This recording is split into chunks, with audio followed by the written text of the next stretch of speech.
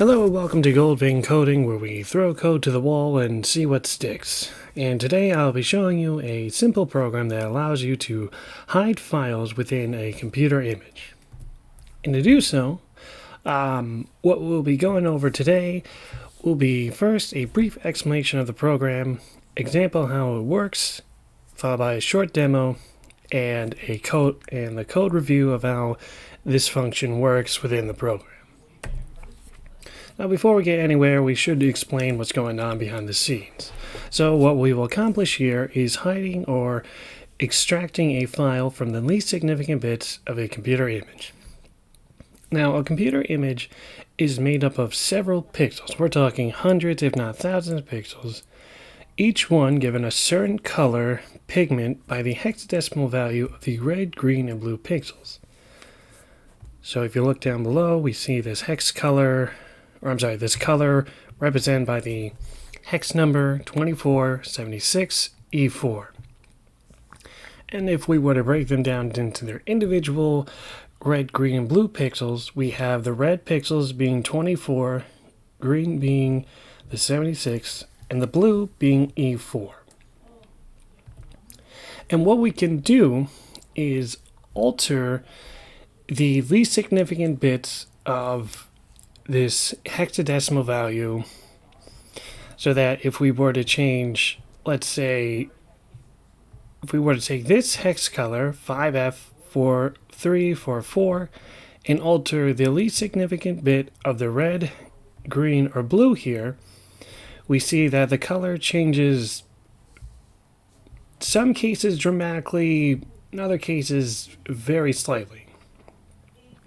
Now keep in mind, this is one individual color dot within an entire image, so it really won't do much to change the entire picture after we store the file and the contents of itself. But to be able to then extract the file from the image, we use something that is called a delimiter.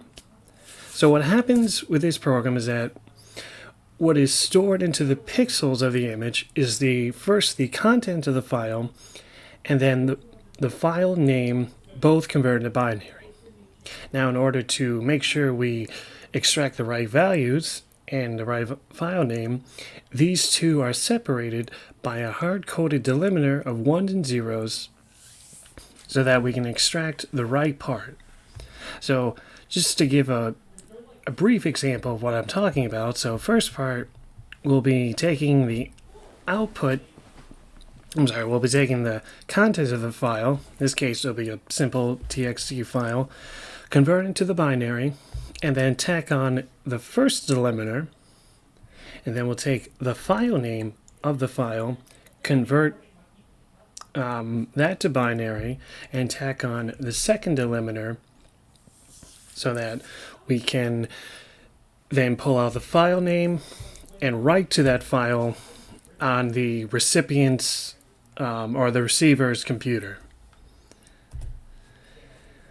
So in a nutshell, what we're doing here is taking, say, this message right here. Let's say I want to send my friend Liana this message saying, I hope you don't tell Andrew this, but his cupcakes were delicious. And then we would store it on any image, and then that image should be relatively unaffected based on this small size of a file. Now, I've only used small txt files, like 4 lines, a few characters each, so it hasn't really affected the image that I've been testing on. So with that explanation out of the way, it is demo time. Alright, just give me 1 minute. Set up here. So the picture I'll be using is this image right here. This little octopus man stealing some fruit, I guess. And so just so we have an idea of the size of its file, because when we write the file and its contents to it, the size of it will change maybe dramatically or little. So right here is its current size, 1,149,802 bytes, or 1.14 megabytes, if you want to be that technical. I'm not. So we'll just name this current size equal to that amount.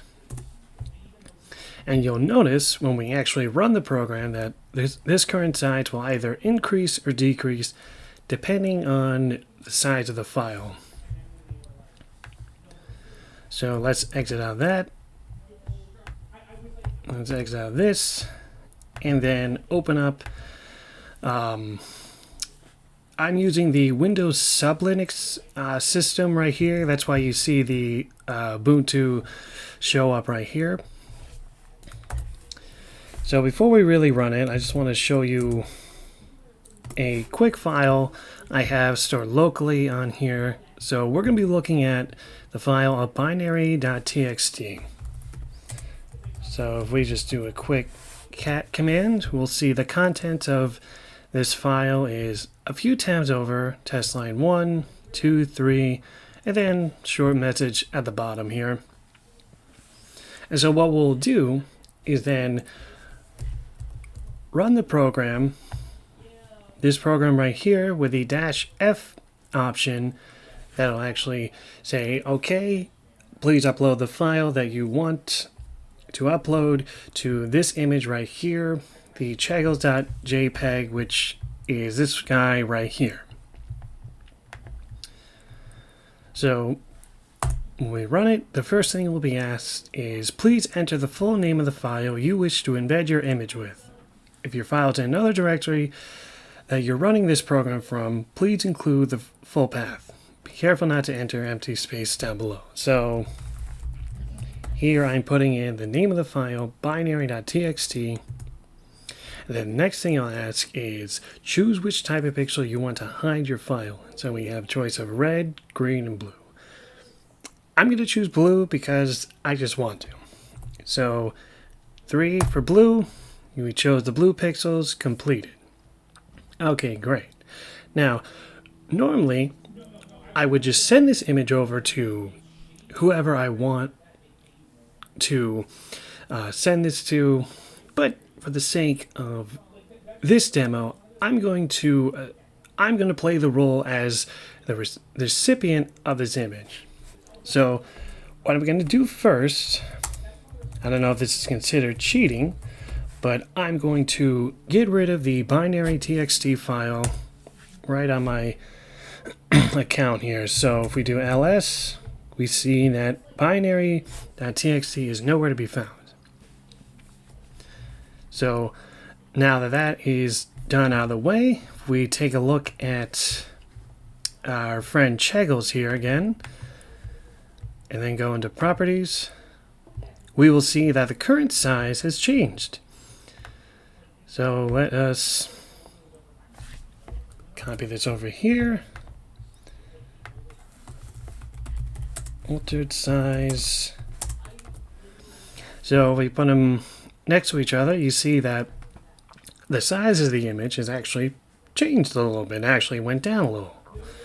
So with that being done, we will simply exit out of here. Now, for the sake of the presentation I had, you'll notice that the image itself has not really changed.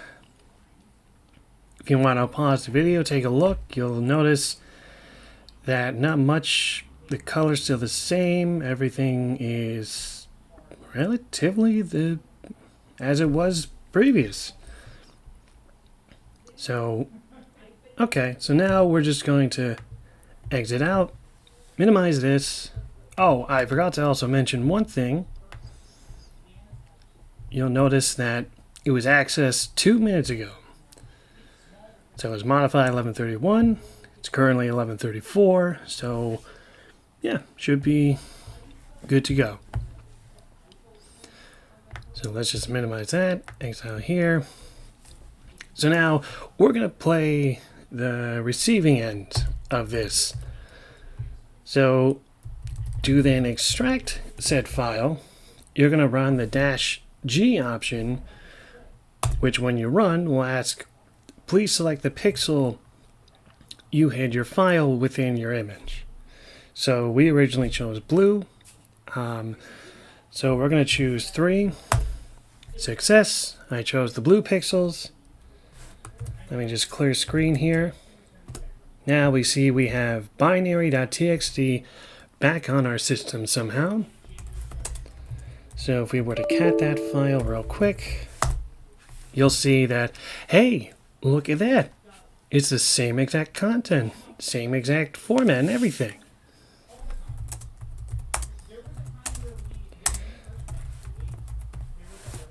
And now you'll see, if we actually look at the last time this file was modified, it was created on November 21st at 11:34. We're about a minute off, well, a minute and a half from this current time, but you see that we didn't have the file, we extracted, and it magically reappeared. So with that, that is the end of this demo. Next part I will get into is actually showing the program. Now, this is off my GitHub page, which I will put a link in the description if you want a more detailed explanation of what's going on here. Because if I just kind of scroll up here, there is a lot of things going on. And as much as I love to go over every single piece here, I think that'd be a little overwhelming to this video. So what I'm going to do is go over a few key points as I explained in my presentation. So the first thing I want to bring your attention to is the 2 constant strings of delimiter and subdelimiter. And yes, I realize I made a grammatical error. It's supposed to be 1T, not 2, but what are you going to do? That's life. I don't know. So we have a delimiter of, with this set of 1s and a single 0, and the subdelimiter of these 1s and 0s as well. So just keep that in reference as we go along here. So just starting from the main function, we're going to go right to -F for this parser option, and the destination will go to embed, and this is where you're taking the file and storing it in the image. So right here, this is where you'll see that print statement we got earlier where it said, please enter the full name. If it's in another directory, make sure you put the full path and be careful not to put an empty space below. So here we are storing that into a variable called infile. And then after that, what happens next is that we test using the path function in Python to see if it actually exists. Like it'll actually look at the directory you're in and say, okay, is this in here? If it is, cool. Okay, now let's run this part. But if it didn't exist, it'll say, this is not a valid file.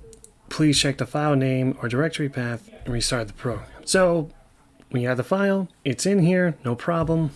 Next thing we can do is we open it and then store the contents of this message variable. And then what happens next is that we take the content of message and store it to and then send it to the string to bin function and take whatever is returned and send it to binary message. And so essentially, I can just kind of go over it real quick, but essentially, as it says, it takes a string and gets the equivalent binary. So here's a message, turns into a string, and then all of this converts into one big binary array and we store it back to the element of binary message for each element in the binary array. And then we return that message back to the variable we had asked to send it to. Where am I? Okay, so we do that first for the message. So this is the file content in this case. And then we then take the file name binary, which is simply the input of infile here. So, for instance, we are taking binary.txt, the actual string. We're not accessing the file itself, the actual string of binary txt, and then getting the binary equivalent and assigning it to this variable. So, after that's done, we then call the pixel function. And then let's see, where is that guy? Where is that? Here we are. Okay, so this is where we're calling this is where we're asking the user to say which pixel do you want to store essentially your file into. You have red, green, and blue. And all this is doing is just simply checking to see if what you entered was actually between 1 and 3, and if it is equal to blue, 3, green, 2, red, 1, etc. And then I'll give you a simple message of, you chose the blue pixels. And then once that's done, we send all of that. Where did it go?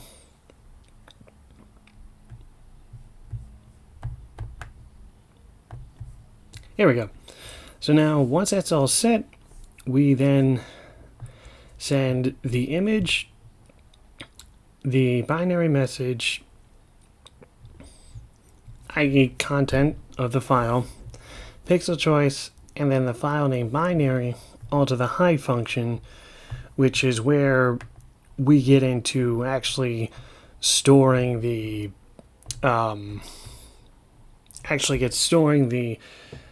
full binary message of the user, not file content in this case, the file name binary, and then tack on the delimiters in between. So what you see here first, it'll check to see if file binary is equal to none. Because if we were to choose a -e option, this would be where we're simply putting in a simple text message to hide an image. But for the case of this, we're not really doing that. We're hiding a file. So in the -e option, we send back file binary to be none. So this is why this is here. So it tests if file binary is equal to none. We're going to assign binary to this output plus the first delimiter, but that's for another function. What we're going to be focusing on is this else statement, where we assign binary to not only the user input, being the file content, but we also tack on the delimiter and the file name binary plus the subdelimiter. And then after that, I'm going to skim through this, but essentially what we do here is we open the image, we check to see if it's in RGBA format, and then once that's done, we essentially take the binary, full-length binary, and then access the individual least significant bit, the individual pixels based on their least significant bit. That is where you first run into the RGB to hex, where it's taking the current RGB value, returning the hexadecimal value, which then sends which is then sent along with the current digit of the binary and the pixel choice to the encode function, which then stores the current 1 or 0 of the binary string that we had set earlier. And then, I mean, a lot of this I really don't want to go over, but if you want to follow it, I'll be sure to have the link for this page right here under my GitHub if you want to get an understanding. And then, but essentially we're just going through the entire length of every digit of the entire binary string. And then once that's done, we save the file as a PNG format. Now, it's not going to be, like, for instance, that JPEG wasn't rewritten as .png. It was still JPEG, but this is just the format of the file. So once that's done, we go back to the main function. Now this is where we're running the -g function, or I'm sorry, -g option to file retrieve, to actually retrieve said file. So this is the part where I deleted binary.txt. It didn't exist in my current directory at the time. So when we go here, where is it? Oh, okay, here we go. So this is where the -g options actually run. So it'll say, please select the pixel you hid in your file within your image. So that we then run the pixel function again and ask, okay, which pixel was it? Okay, store that. And then we send this retrieve variable. Then we assign this retrieve variable to 2 here. So that when we send the image, pixel choice, and the retrieve variable to the retrieve function, we can then access that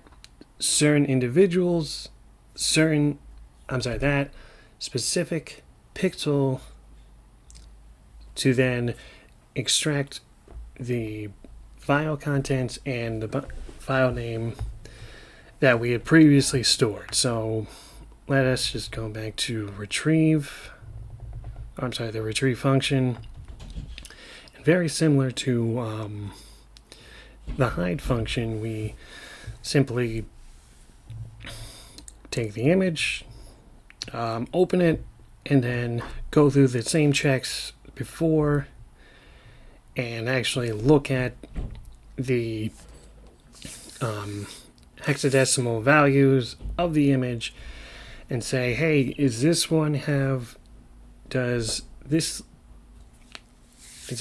the bit we're looking for? No. Okay, yes it is. Let's take out the current 1 or 0 and send it back to this digit variable, and then check to see if digit is equal to none, meaning we got nothing returned.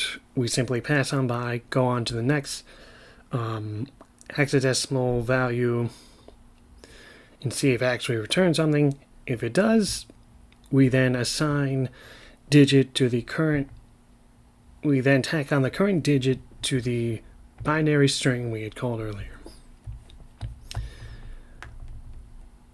And so while this is going on, it also tests to see if the retrieve function is equal to text, which is set equal to 1. This is where if we were to run the -e option to then hide a message, this is where we go. But for the file, we want to test to see if the retrieve is equal to the variable to file, or 2 here. And if it does, we check to see if the last, excluding everything except for the last 16 digits, is equal to the constant sub-delimiter.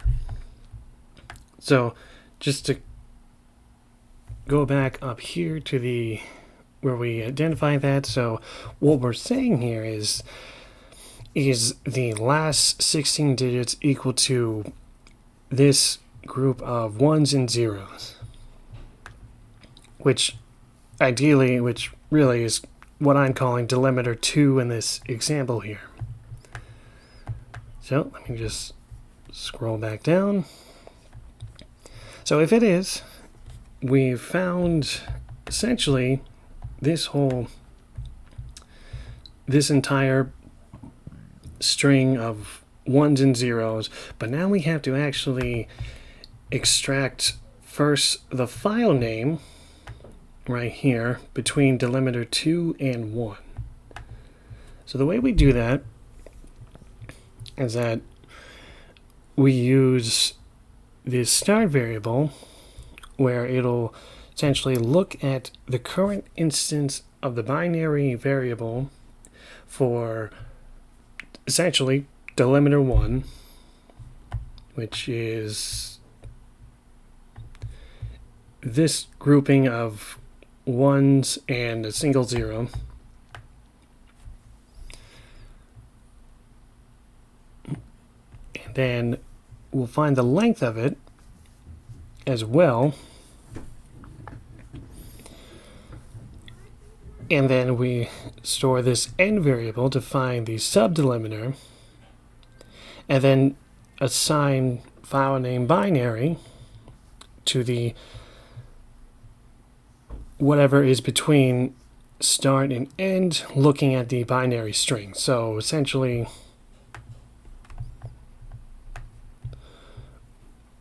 in this case, start would be delimiter 1 here, end would be delimiter 2 here. So we're looking for the string between these two, which is the file name binary.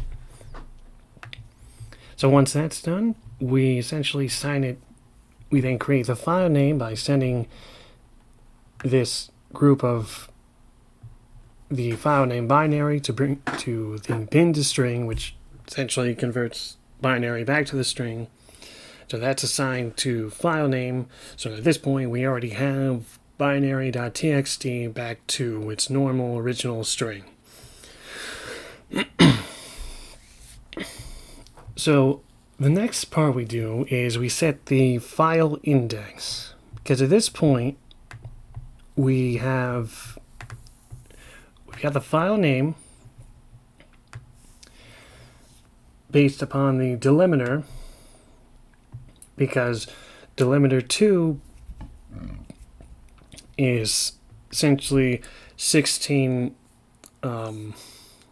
is the last 16 elements in the entire binary array here.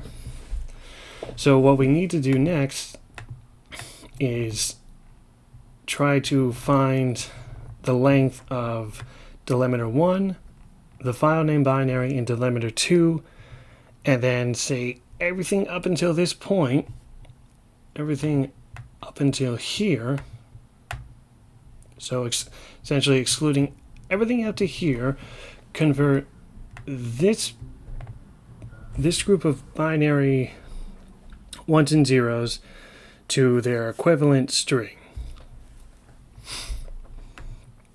which we do that using the file index variable by taking the length of the delimiter, subdelimiter, and the file name binary. Because at this point, the file name binary is by itself, and these two are constants, so that makes it a lot simpler. So then, once that's done and over with, we essentially run the bin to string function again, but this time we are looking at essentially everything up until these three important variables, i.e. variables, and then we assign that to file content, and then we get this long string of the content of the file.